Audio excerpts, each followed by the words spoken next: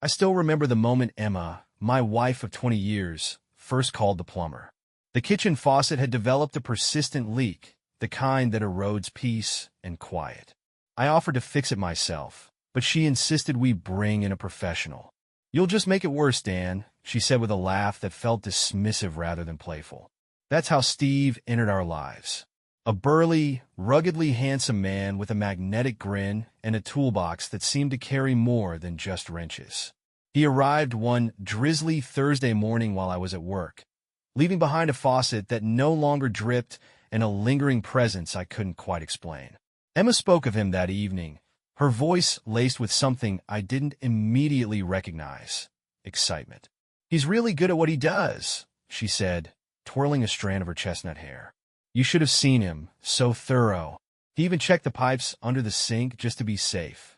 I shrugged it off, chalking her enthusiasm up to relief over a fixed faucet. But then, a week later, the downstairs toilet clogged. It had never given us trouble before, but suddenly, it was beyond repair. Emma called Steve again, and he was at our door within hours. It didn't take long for me to notice a pattern. Over the next 2 months, our plumbing seemed to develop an uncanny knack for breaking down. First, the guest bathroom sink stopped draining. Then, the shower pressure in the master bath weakened to a trickle. Even the washing machine backed up, flooding the laundry room with soapy water. Each time, Steve was summoned, and Emma seemed all too eager to greet him at the door.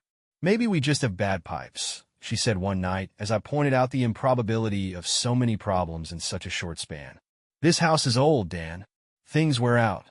Her explanation didn't sit well with me, but I had no proof of anything suspicious.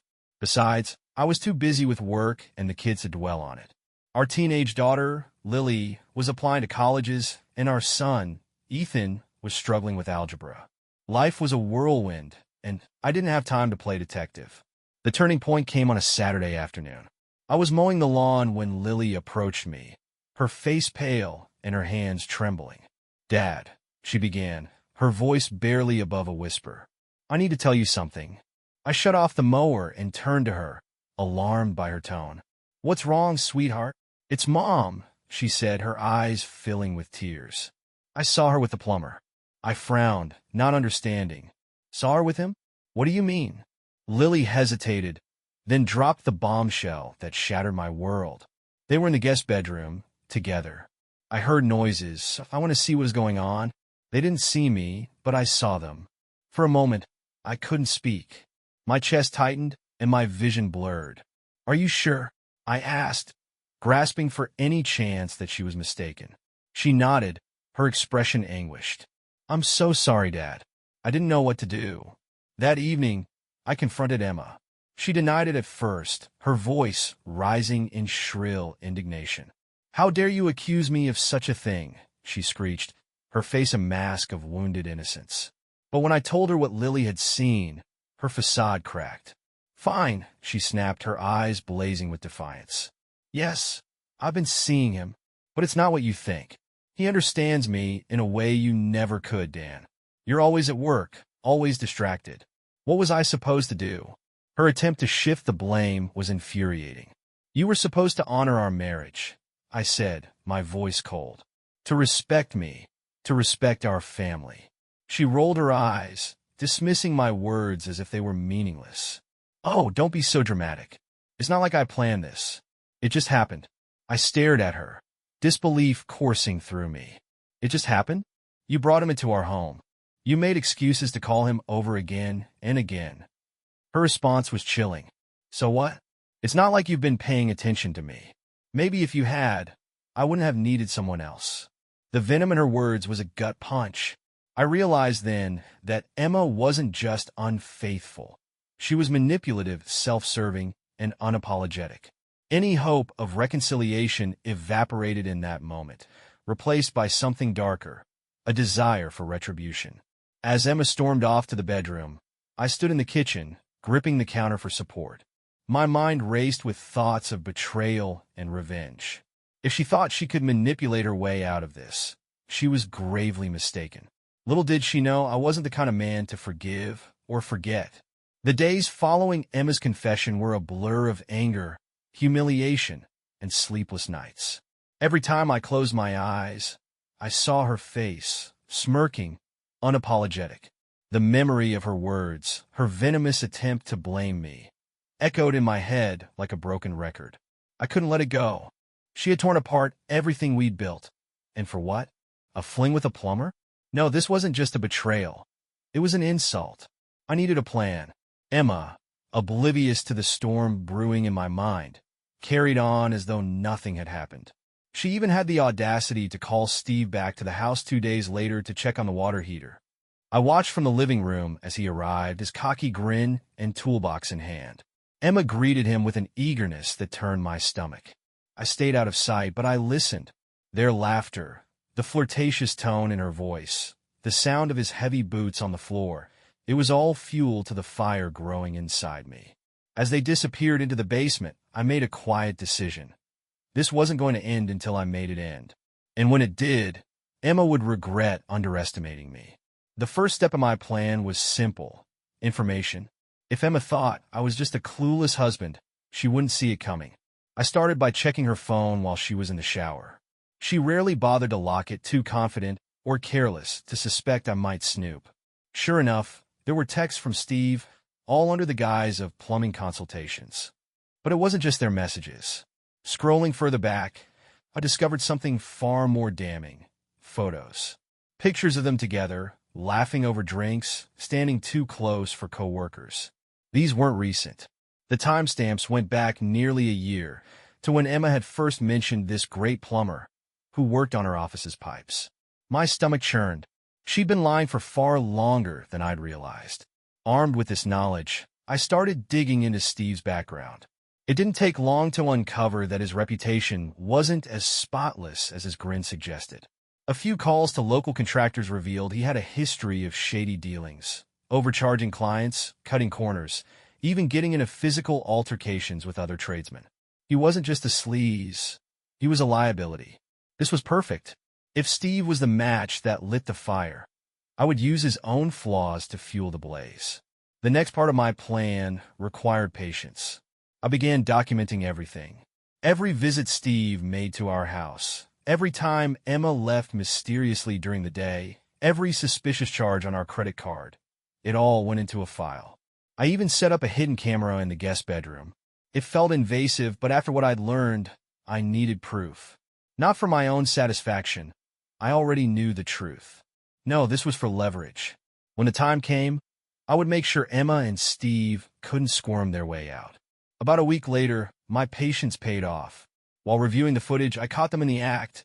Emma and Steve in my home in my bed. The sight was revolting, but it was exactly what I needed. My hands shook as I transferred the video to a secure folder. This was it, the final nail in the coffin of our marriage. But I wasn't done yet. Revenge wasn't just about exposing them. It was about making them pay. And I had an idea, a way to hit them both where it would hurt the most. That night, as Emma slept soundly beside me, I stared at the ceiling, the details of my plan crystallizing in my mind. By the time I was finished, I smiled, a cold, calculated smile. She thought she'd gotten away with it, that I'd sit back and let her rewrite the narrative. She was wrong. This wasn't just a betrayal. It was a challenge. And I intended to win. Revenge is a dish best served cold. I reminded myself of this as I moved through the house, acting as if nothing had changed. Emma was cheerful, almost obnoxiously so, as though our argument had never happened. Her mood made my blood boil, but I forced myself to remain calm. If my plan was going to work, I couldn't afford to let her suspect anything. The first step was isolating Steve. Emma might have been the mastermind behind this affair, but Steve had played his part willingly. If I could get to him first, I could start unraveling their fragile alliance. I used the contact information I'd found on his business card and called him directly, pretending to need plumbing advice. "Steve, it's Dan," I said, my voice steady. "I know we haven't formally met, but I wanted to thank you for all the work you've done around the house. Emma says you're a real lifesaver." There was a pause, and I could almost hear the gears turning in his head. Yeah, no problem, man. Glad to help. I was actually hoping you could come by and take a look at something," I continued. "It's the guest bathroom sink again. Seems like it's clogged." Steve hesitated, but eventually agreed. Sure thing. I'll swing by tomorrow. Perfect. The next day, I waited for him in the driveway. When Steve arrived, I greeted him with a firm handshake and a neutral expression. He seemed uneasy, probably wondering if I knew more than I let on. I led him inside and down the hall to the guest bathroom, where I'd intentionally jammed the sink drain. As he worked, I leaned against the doorframe, striking up casual conversation. So, how long have you been in the plumbing business? About 10 years, he replied, his tone clipped. Started out working for a company, then went solo. Impressive, I said. And you've done work for Emma's office, too, right? Steve froze for a fraction of a second before resuming his work. Yeah, couple of projects there. I nodded, keeping my tone light. She speaks highly of you. Says you're the best in town. He grunted in response, clearly uncomfortable. Good. I was laying the groundwork for what came next, planting seeds of doubt. Later that evening, I sat Emma down for what she thought was a reconciliation talk. I've been doing a lot of thinking. I began, my voice measured. And I realize I've been distant. I want to make things right. For us, for the kids. Her eyes narrowed, suspicious of my sudden change in demeanor. What are you saying, Dan? I'm saying I want to rebuild our marriage. I lied, my expression earnest. But to do that, we need honesty. No more secrets. Emma hesitated, then nodded slowly. I agree. I smiled, leaning in to take her hand. Good. Because I've made an appointment for us with a marriage counselor. I think it's a step in the right direction. Her face fell, but she quickly masked her disappointment with a forced smile. That's great. She wasn't fooling me. I could see the gears turning in her head, the panic creeping in. She didn't want counseling because it would force her to confront the truth, and she wasn't ready for that. While Emma stewed over the counseling sessions, I focused on Steve. Using the information I'd gathered, I contacted one of his former clients, a woman named Marcy, who'd accused him of overcharging her for a botched repair. Marcy was more than happy to share her experience, even emailing me a copy of the complaint she'd filed with the Better Business Bureau. Armed with this, I paid a visit to Steve's other clients, subtly dropping hints about his questionable practices. I've been hearing some rumors about Steve, I'd say. Have you ever had any issues with him? Word spread quickly. Within a week, Steve's business had taken a noticeable hit. Clients canceled appointments, and his phone stopped ringing. I knew this because I'd been monitoring his activity online, tracking his dwindling presence through reviews and social media posts. Meanwhile, Emma's behavior became increasingly erratic. She was jittery, snapping at the kids over minor things, and avoiding me whenever possible. I caught her on the phone with Steve late one night, whispering frantically. She didn't know I was awake, but I heard enough to confirm that my plan was working. Things are falling apart, she hissed. Dan's being weird. He wants us to go to counseling, and I don't know what he knows. Steve's response was muffled, but I caught the frustration in his tone. I told you we should have been more careful. This is why I said. I stepped loudly into the hallway, and Emma ended the call abruptly. She stared at me, wide-eyed, as I approached. Who were you talking to? I asked, feigning grogginess. No one, she said quickly. Just a friend. Lies. Always lies. Emma's spiral was as satisfying as it was predictable. Every misstep she made pushed her closer to the edge, and every lie she told tightened the noose around her own neck. I played the part of the oblivious husband perfectly, helpful, conciliatory, and eager to work things out. She bought into my performance, desperate to believe I was as gullible as ever. But behind the scenes, I was pulling strings. The first string I yanked was her precious counselor idea. I made sure our sessions weren't with just any therapist. I chose Dr. Palmer, an old friend who owed me a favor. Palmer knew the truth about Emma's affair, but I swore him to secrecy. His role wasn't to fix our marriage. It was to expose her manipulations. Our first session was a revelation. Emma sat across from me in the sterile, softly lit office, her hands clasped tightly in her lap. Palmer began with a simple question. What do you hope to achieve from counseling?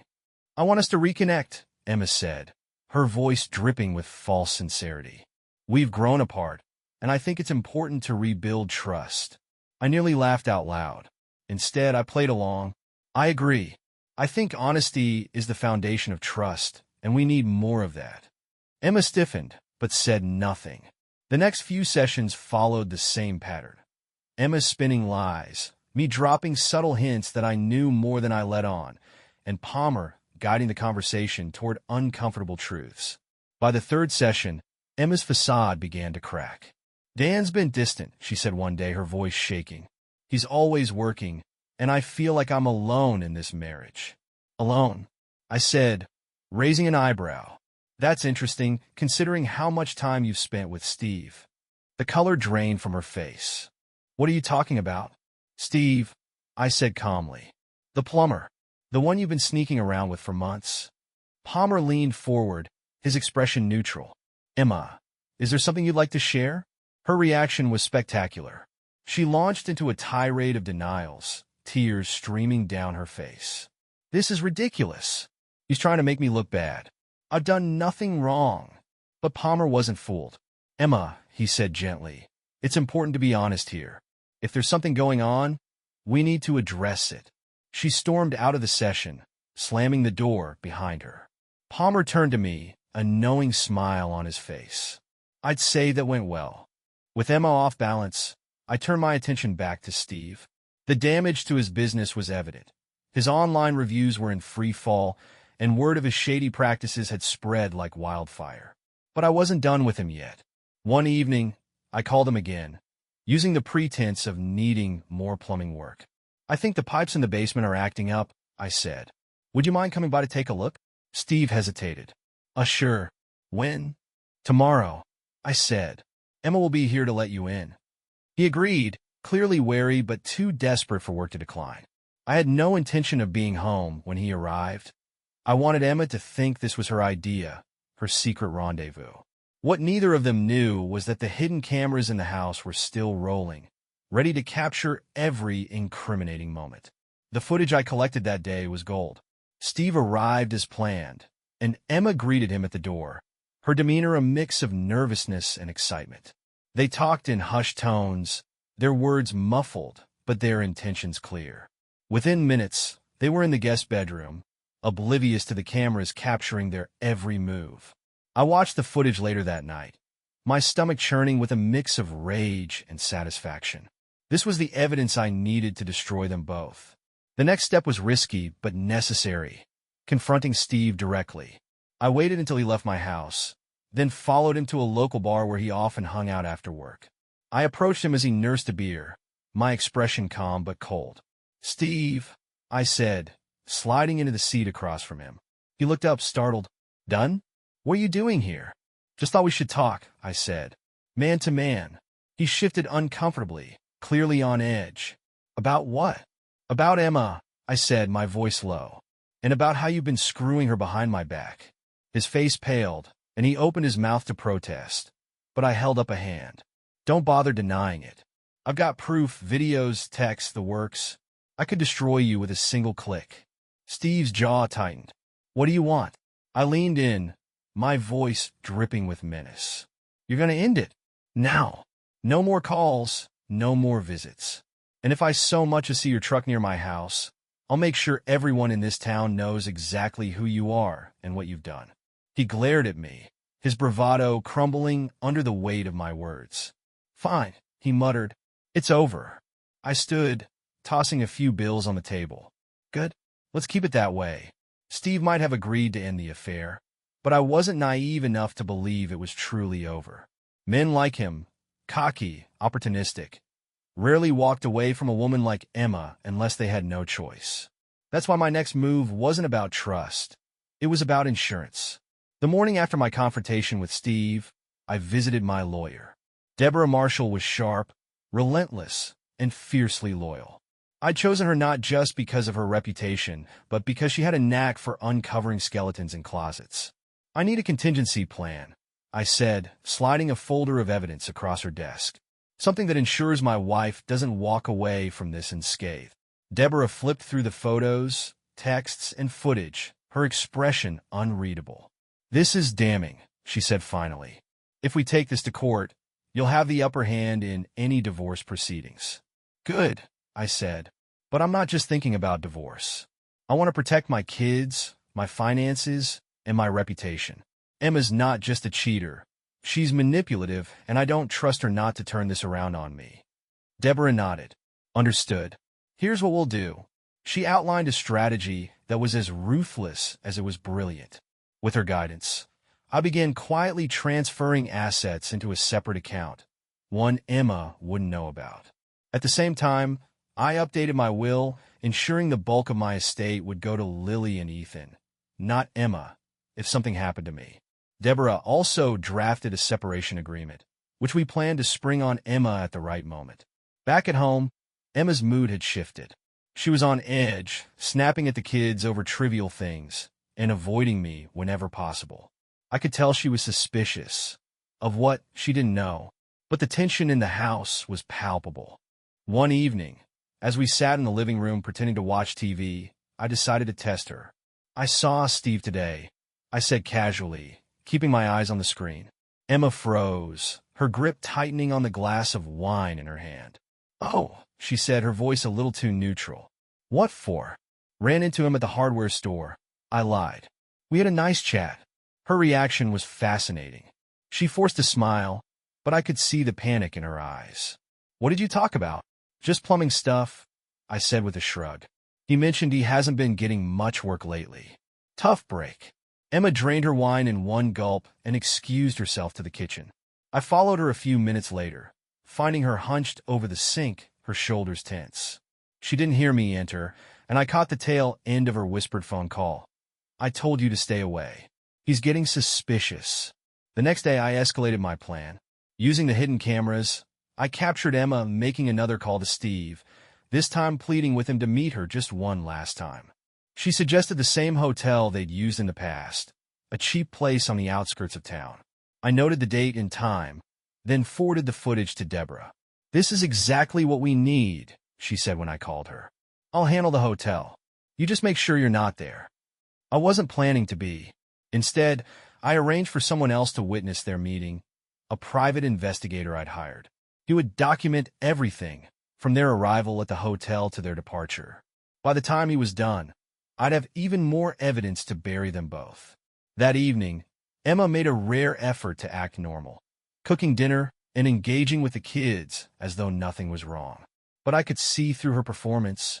Every glance she threw my way was laced with guilt. Every laugh was forced. She was a woman on borrowed time, and she knew it. As we sat at the table, Lily asked an innocent question that made Emma visibly flinch. "Mom, why does the plumber keep coming over?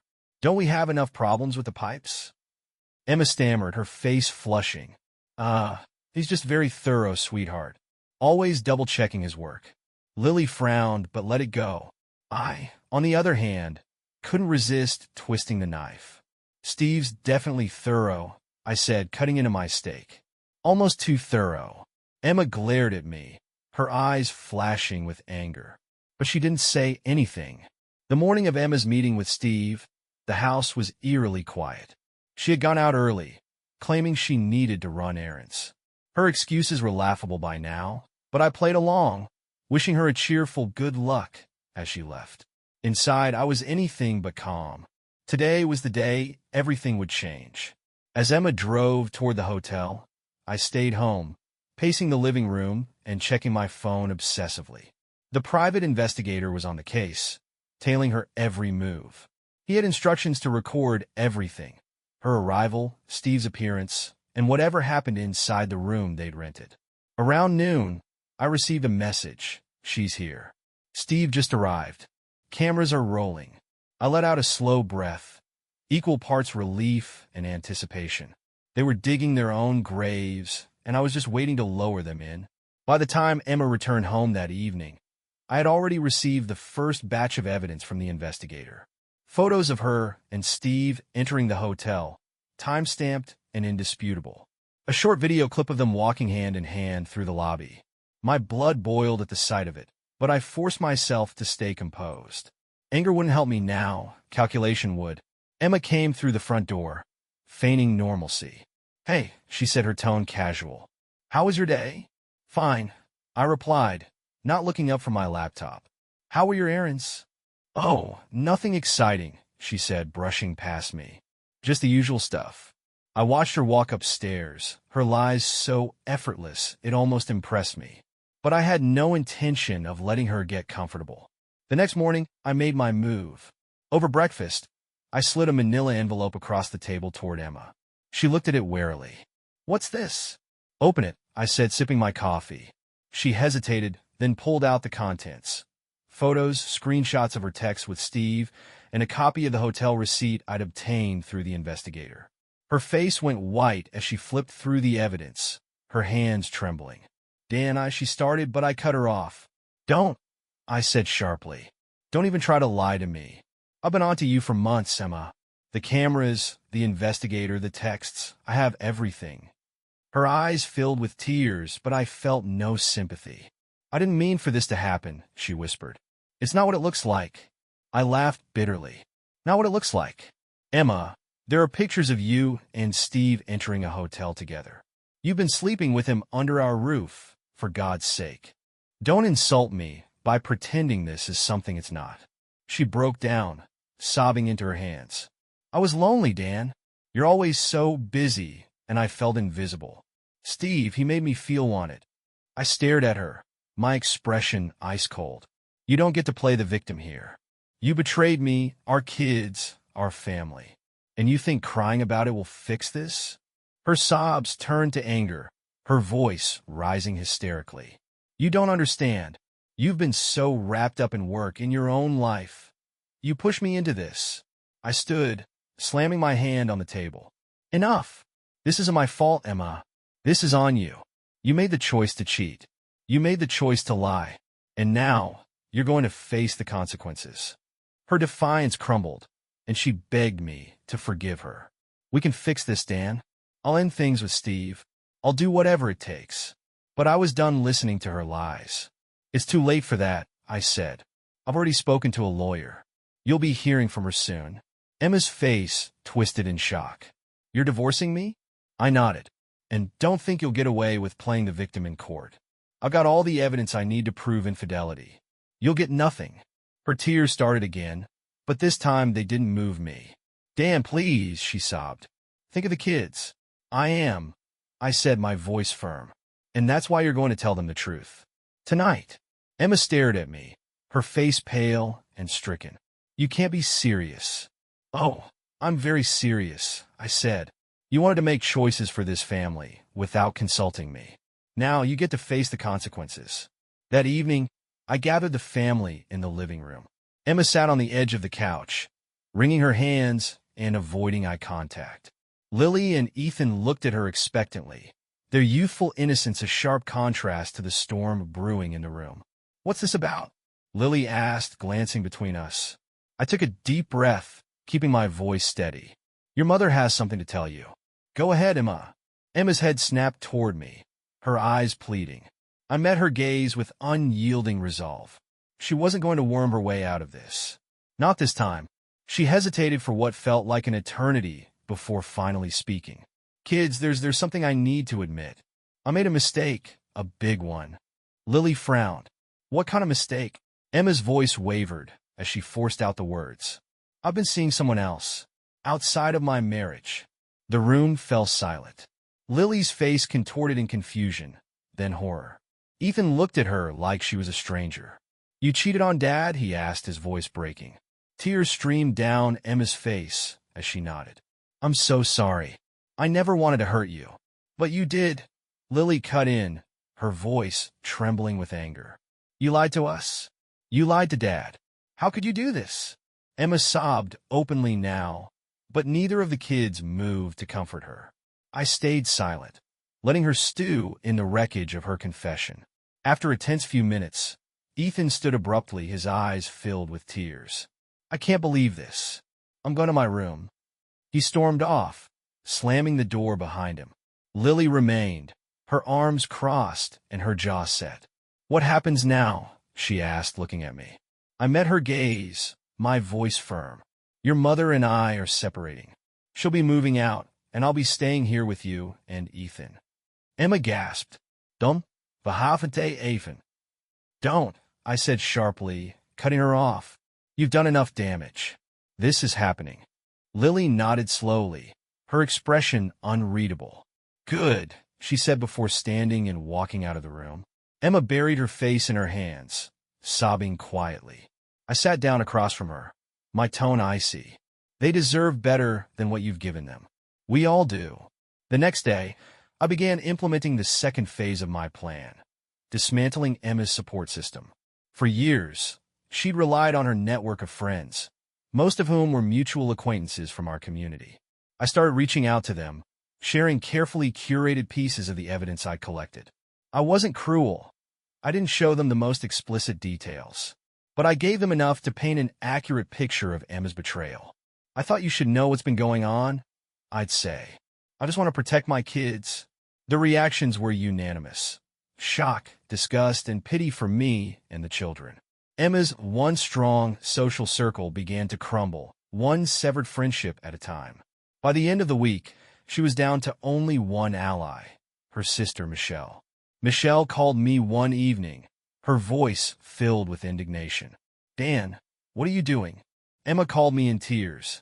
She says you're turning everyone against her. I'm telling the truth, I replied calmly. If the truth makes her look bad, that's not my fault. She's still the mother of your children, Michelle snapped. Do you really want to ruin her life? She ruined her own life, I said. And if you want to take her side, that's your choice. But don't expect me to cover for her. Michelle huffed in frustration and hung up. I wasn't surprised. Emma had always been good at playing the victim, and Michelle had always been gullible enough to fall for it. While Emma floundered, I thrived. With Deborah's help, I filed for divorce and secured temporary custody of Lily and Ethan. The court was sympathetic, given the overwhelming evidence of Emma's infidelity and her emotional instability. She was allowed visitation rights, but only under strict conditions. Emma tried to fight back, but her attempts were weak and poorly executed. She hired a lawyer, but without any leverage, she had little ground to stand on. Every time she tried to paint me as the villain, I countered with cold, hard facts.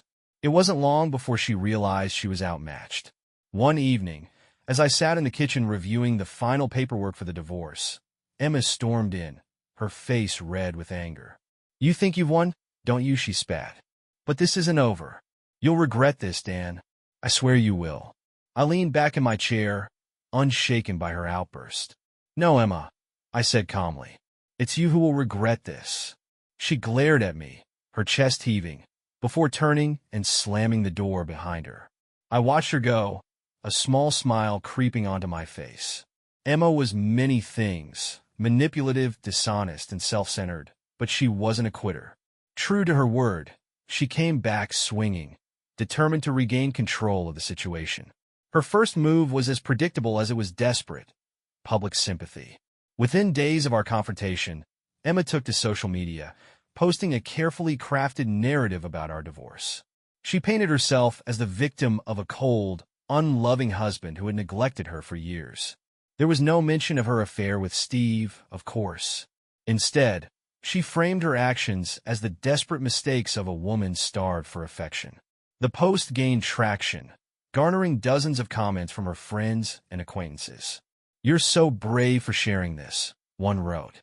Stay strong, said another. But for every sympathetic comment, there was another questioning her story. My quiet campaign to share the truth had already taken root. Emma wasn't content to stop there. A week later, I received a summons to appear in court. She was challenging the custody arrangement, claiming I was an unfit father. Her argument hinged on the idea that my workaholic tendencies made me emotionally unavailable to the kids. Her accusations were infuriating, but I kept my cool. With Deborah by my side, I presented my case with precision. I submitted evidence of my active involvement in Lily and Ethan's lives, school events, soccer games, college visits, and countered Emma's claims with testimonies from teachers, neighbors, and even the kids themselves. Lily, now fully aware of her mother's deceit, didn't hold back in her testimony. Dad's always been there for us, she said firmly. He's the one who held this family together, even when Mom was tearing it apart.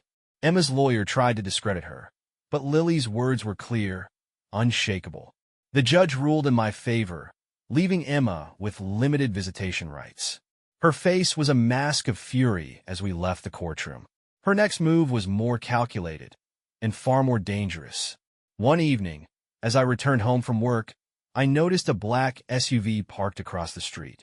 It wasn't a neighbor's car, and it didn't move for hours. Over the next few days, I saw it again, always parked nearby, always empty, but for the faint outline of someone in the driver's seat. I confronted Deborah about it during our next meeting. "She's having me followed," I said. Deborah frowned. "That's harassment. If you can prove it, we can file for a restraining order." I installed cameras around the house and started documenting the SUV's appearances. It didn't take long to gather the evidence I needed. When we presented it to the court, the judge issued a formal warning to Emma, forbidding her from using surveillance to intimidate me. She denied involvement, of course, but the ruling was a clear message. Her antics wouldn't be tolerated. Despite her failures, Emma's efforts to undermine me didn't stop. One evening, Lily burst into my office, her phone in hand. "Dad, look at this," she said, thrusting the screen toward me. It was a text from Emma, sent to both kids. In it, she accused me of poisoning their minds against her and begged them to remember the good times they'd shared. The tone was desperate, manipulative, and laced with guilt-tripping. Lily scowled. "She thinks we're stupid. Does she really think this will work?" Ethan, who had been quieter about the whole ordeal, finally spoke up. "I'm done with her," he said, his voice steady.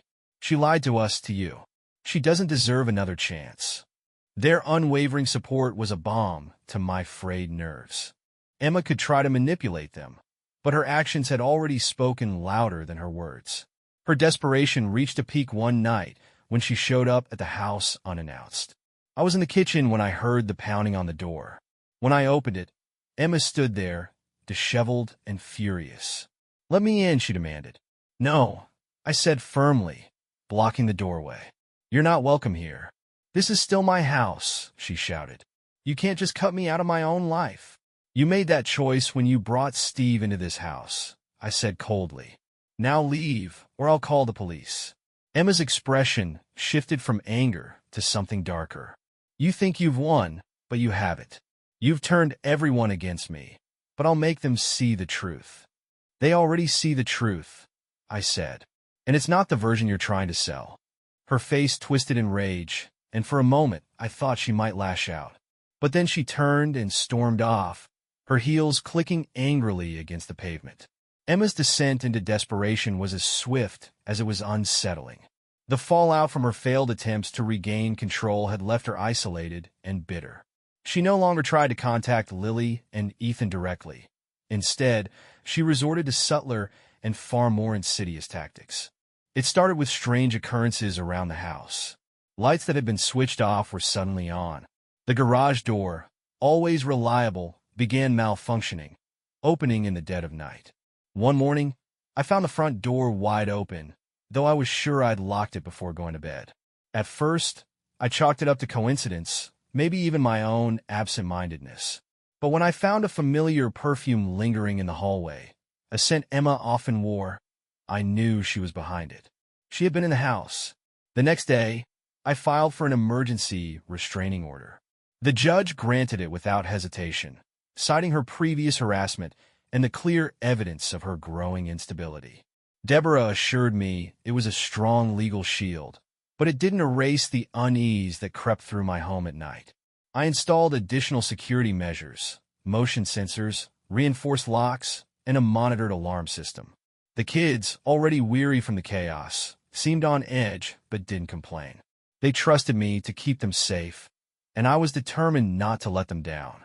Emma's behavior became increasingly erratic. One evening, as I pulled into the driveway, I saw her parked a few houses down, watching the house from her car. Her face was gaunt, her eyes hollow, but there was a fire in them that made my skin crawl. She didn't approach me or the house, but her presence alone was enough to send a chill down my spine. That night, I called Deborah. "She's losing it," I said. "I think she's capable of something worse." Deborah's voice was calm, but firm. "If she violates the restraining order, call the police immediately. We can't take any chances." I nodded, even though she couldn't see me. "I won't, But what if it escalates before I can act? There was a pause. Then you make sure you're ready. The breaking point came 2 weeks later. It was a Friday night, and Lily and Ethan were staying over at a friend's house. I was alone, enjoying the rare quiet, when the sound of breaking glass shattered the silence.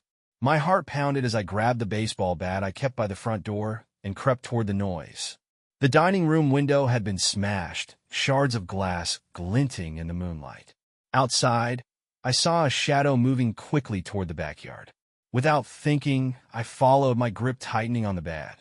I caught sight of her near the back fence. Emma, disheveled and wild-eyed, clutching what looked like a bottle of wine. She froze when she saw me, then started laughing, a sound that sent a shiver down my spine. "What the hell are you doing, Emma?" I demanded. "Just visiting," she said, her voice slurred. "Thought I'd remind you that you can't erase me." "I'm still here, Dan. I'm always here." I called the police. She didn't resist when they arrived, laughing as they cuffed her and led her away. But as she passed me, she leaned in close, her breath hot against my ear. "This isn't over." Emma's arrest marked the turning point. The restraining order was upgraded, and she was ordered to attend mandatory therapy sessions. The court also imposed stricter visitation rules, limiting her contact with the kids to supervised sessions at a neutral location.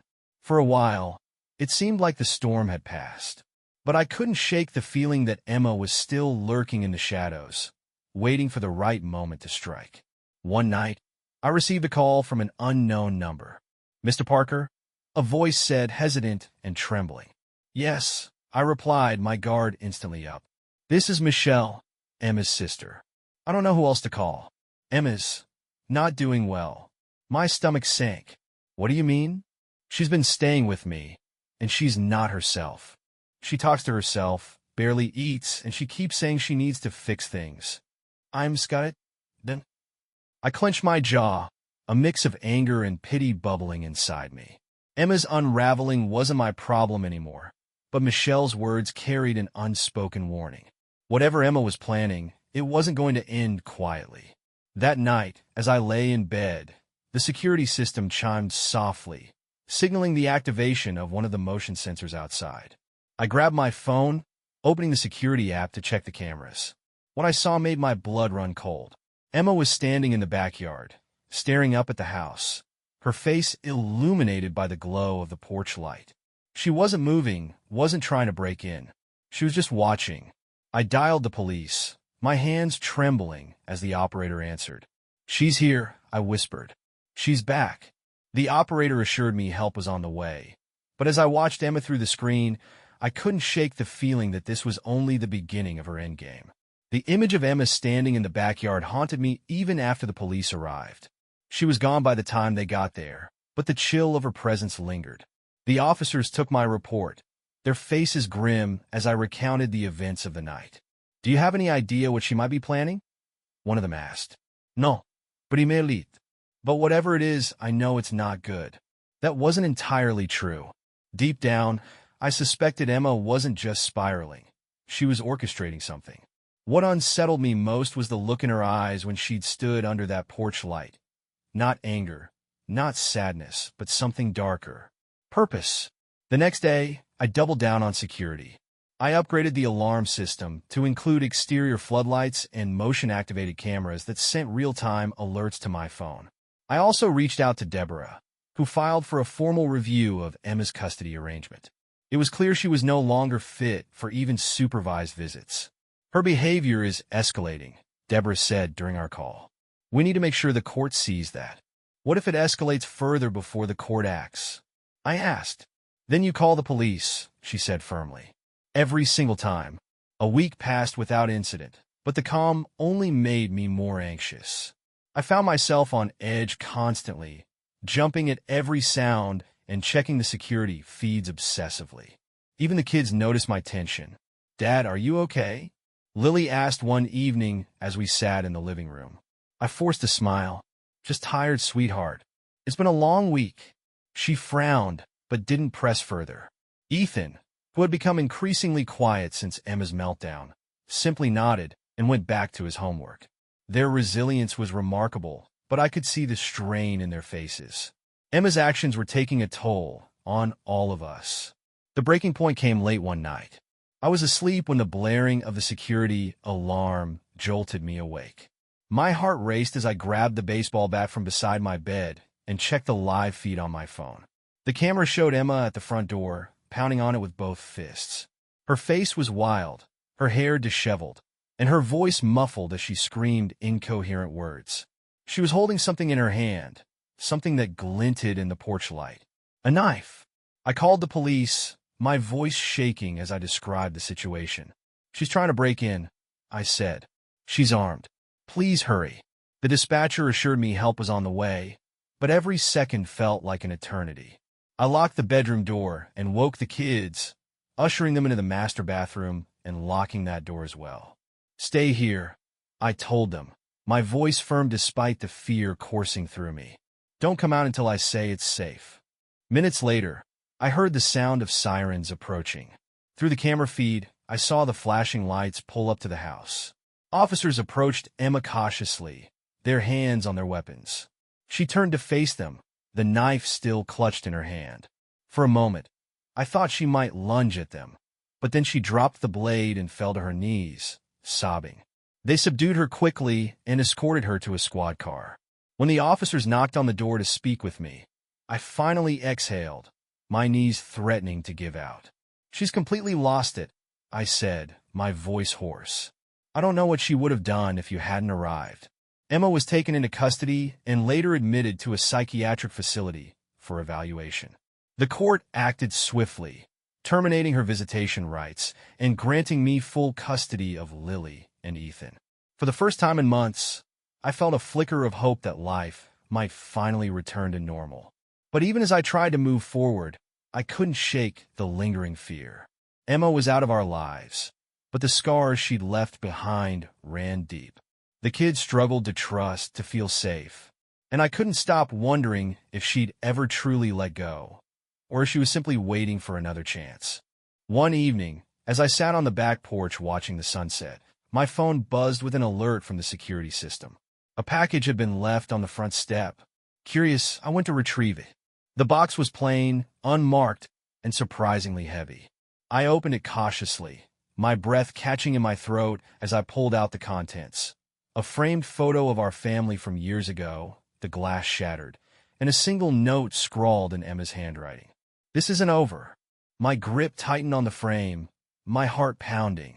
Emma might have been confined, but her reach was far from severed. The game wasn't just over. It was evolving. Emma's cryptic message was a punch to the gut. Despite her confinement, she had managed to send a reminder of her presence, a chilling assertion that she wasn't done with us. I stared at the broken glass and her familiar handwriting, my mind racing with questions. How had she managed this? Who had delivered the package? I called the police, but the investigation yielded no immediate answers. The delivery service couldn't trace the sender, and the package bore no fingerprints other than mine. It was as if the box had materialized out of thin air. It was a reminder not just of Emma's determination, but of her resourcefulness. The kids noticed my unease, though I tried to hide it. Lily, always perceptive, asked one night, "Is she still bothering us?" "No, primelit. She's getting help. We're safe." But we weren't. The note was proof of that, and I couldn't ignore the gnawing feeling that Emma's plan was far from finished. Over the next few weeks, small, unsettling incidents began to occur. My car alarm went off in the middle of the night without explanation. A neighbor found one of our family photos, torn in half, lying in their yard. And then, one evening, I found muddy footprints outside the back door, leading from the woods behind our house to the porch. They stopped abruptly, as if whoever had made them had vanished into thin air. The police increased patrols in the area, but they couldn't find any concrete evidence linking these incidents to Emma or anyone else. Deborah, ever pragmatic, suggested I hire a private security firm, and I quickly agreed. Within days, a team had installed additional cameras, motion detectors, and even a panic button in the house. Emma's confinement in the psychiatric facility should have made her powerless, but it was clear she still had allies, or at least people willing to do her bidding. My suspicions were confirmed when Deborah called with news that sent a chill down my spine. She's been communicating with someone on the outside, Deborah said. We don't know who yet, but she's been caught writing letters. The facility intercepted one and flagged it as concerning. What did it say? I asked, my throat dry. Deborah hesitated. It was vague but threatening. She mentioned unfinished business and reclaiming what's hers. The phrase made my blood run cold. Emma had always been possessive, not just of me, but of everything she considered part of her world. The kids, the house, our life together. She didn't just want them. She believed they belonged to her, and losing them was an insult she wouldn't forgive. Determined to uncover the full scope of her plan, I reached out to the investigator who had helped me before. I need you to find out who she's been in contact with, I said. Whatever it takes. He got to work immediately, tracing connections and digging through public records. Meanwhile, I doubled down on securing the kids' safety. I adjusted our routines to avoid patterns, picked them up from school instead of letting them walk, and made sure they were never alone, even for a moment. One afternoon, the investigator called with an update. I think I found her contact, he said. It's her sister, Michelle. My grip tightened on the phone. Michelle? Are you sure? Positive. She's been visiting Emma regularly at the facility, and there's evidence she's been handling certain tasks on Emma's behalf. Bank withdrawals, package shipments, she's the middleman. It made sense. Michelle had always been loyal to Emma, even when it was clear she was in the wrong. But to be actively helping her? That was a new low. That evening, I paid Michelle a visit. She opened the door reluctantly, her face pale. Dan, she said, her voice trembling. What are you doing here? I know what you've been doing, I said, stepping inside without waiting for an invitation. You've been helping Emma. Michelle's eyes darted around the room, searching for an escape. I don't know what you're talking about. Don't lie to me. I snapped. I have proof, bank records, delivery logs, everything. You've been enabling her, and it stops now. She crumpled under the weight of my words, sinking onto the couch. I didn't mean for it to go this far, she whispered. She said she just needed help. I thought I was protecting her. Protecting her? I echoed, my voice rising. She's dangerous, Michelle. She's stalking us, threatening us, and you've been helping her do it. Tears filled her eyes. I didn't know. I swear, I didn't know it was this bad. I leaned in, my tone deadly serious. Then you'd better fix it. If I find out you've helped her again, I'll make sure you face the same consequences she does. Do you understand? Michelle nodded, her face ashen. I'll stop. I promise. As I drove home, a grim sense of satisfaction settled over me. Michelle might have been complicit, but I'd put an end to her involvement, or so I thought. Later that night, another alert came through the security system. A figure stood at the edge of the woods, half shrouded in shadow. It wasn't Emma. It was someone else. A man. The game had a new player. The figure at the edge of the woods stood motionless, just outside the reach of the floodlights. My heart raced as I zoomed in on the security feed, but the image was too grainy to make out any details. A tall man, broad-shouldered, his posture eerily calm. He seemed to be waiting for something or someone. I called the police immediately, my voice steady despite the fear bubbling beneath the surface.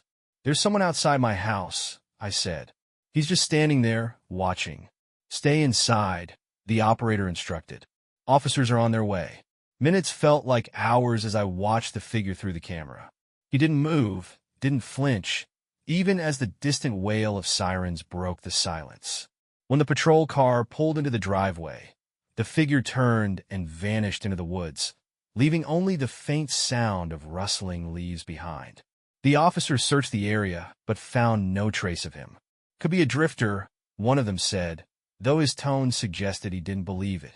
I don't think so, I replied. Whoever he is, he's connected to my ex-wife. I'm sure of it. The officers exchanged glances, but said nothing. The next morning, I met with the investigator again. I think there's more to this than just Emma, I said. She's orchestrating something bigger. He nodded. We've been looking into her connections, and there's one name that keeps coming up, Steve. My stomach dropped. The plumber?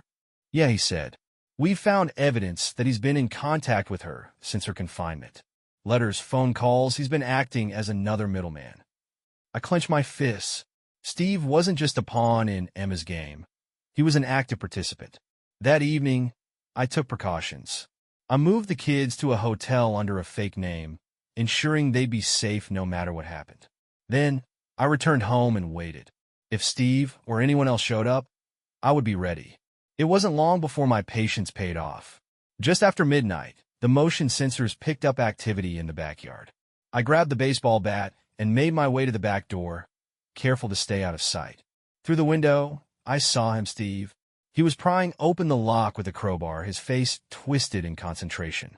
Rage boiled inside me as I flung the door open, the bat raised. Looking for something? I growled. Steve froze, then turned to face me, a sneer spreading across his face. You're making this too easy, Dan. He lunged at me, the crowbar swinging. I dodged, the metal whistling past my head, and retaliated with a swift swing of the bat. The crack of wood against bone echoed in the night as he stumbled back, clutching his shoulder. You've already lost, I said, advancing on him. Emma's done, and so are you. Steve laughed, blood dripping from his mouth. You don't get it, do you? This isn't just about her. It's about taking back what you stole. What I stole. I spat. You mean my own family? My own life. He lunged again, and this time, I was ready. I swung the bat with everything I had, knocking him to the ground. Before he could recover, the sound of approaching sirens filled the air. The police arrived moments later, cuffing Steve as he cursed and shouted. At the station, Steve folded under interrogation, spilling everything. Emma had orchestrated the entire plot, using both Steve and Michelle to execute her plans. She'd sent the package, coordinated Steve's attack, and even arranged for the mysterious man to intimidate us, all from within the psychiatric facility. When the police confronted Emma with the evidence, she broke down, her mask of control slipping for the first time. It wasn't supposed to end like this, she whispered. He was supposed to suffer. Her words sealed her fate. The court deemed her a danger to herself and others, extending her confinement indefinitely. With Emma and Steve out of the picture, life finally began to stabilize. The kids returned home, and the house felt safe again. The scars of the ordeal would take time to heal, but we were finally free from Emma's grasp. Months later, as I was cleaning out the garage, I found an old photo album buried beneath a pile of boxes. It was filled with pictures from a time when Emma and I were happy, before the lies and betrayal had poisoned everything. I stared at one photo in particular, a family picnic, everyone laughing and carefree. It felt like a lifetime ago. I closed the album and set it aside, a bittersweet reminder of how far we'd come. That night, as I tucked Lily and Ethan in a bed, Lily looked up at me and smiled. We're going to be okay, Dad. I nodded, my heart full for the first time in what felt like years. Yes, I said softly. We are. For the first time, the game was truly over. And I had won.